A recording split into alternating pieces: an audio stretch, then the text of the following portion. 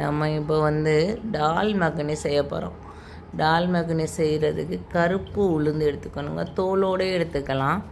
கருப்பு உளுந்தும் ராஜ்மான்னு விற்கணும், ராஜ்மா இருக்கும்ல அந்த பருப்பையும் கொஞ்சமாக, கருப்பு உளுந்து 1 கப்புனா ஒரு 1/2 கப் கிட்ட ராஜ்மாவும் சேர்த்து ஊற வச்சுட்டு, அது கூடயே நம்ம பட்டை கிராம்பு, ஒரு ஏலக்காய், பச்சை மிளகாய், உப்பு எல்லாத்தையும் போட்டு குக்கரில் அது கூடயே சேர்த்து குக்கரில் வச்சு வேக வச்சுக்கணுங்க.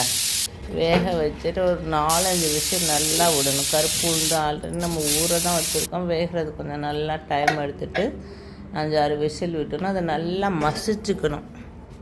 மசிச்சா நல்லா அது குழக்குழன்னு திக்காயிரும். அதுக்கப்புறம் நம்ம ஒரு கடாய் எடுத்துகிட்டு நெய் தான் போட்டுக்கணுங்க. இதுக்கு எண்ணெய்லாம் சரியாக வராது. நெய் போட்டுட்டு அந்த நெய்யிலேயே தனி மிளகாப்பொடி, மல்லிப்பொடி, மஞ்சத்தூள் எல்லாம் போட்டு இஞ்சி பூண்டு அரைச்சி போட்டுக்கணும். இஞ்சி பூண்டு அரைச்சி விட்டு தக்காளி, இதுக்கு வெங்காயம் சேர்க்குறது இல்லைங்க, தக்காளி மட்டும் அரைச்சி போட்டுட்டு தக்காளியோடு சேர்த்து இந்த மிளகாப்பொடி மல்லிப்பொடி சேர்ந்து திக்கு கிரேவி இந்த மாதிரி வந்துடும்.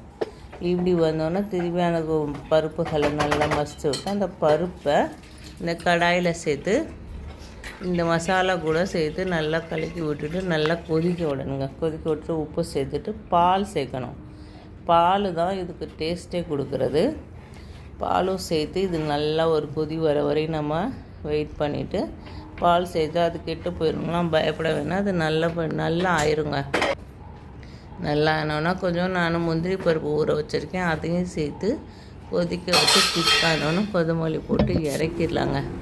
இதை நம்ம சப்பாத்தி கூடவோ ரைஸ் கூடவோ சாப்பிட்லாம். கருப்பு உளுந்து சாப்பிட்டா நம்ம உடம்புக்கெல்லாம் ரொம்ப நல்லது, எஸ்பெஷலி லேடிஸ்க்கு. பாய்ங்க.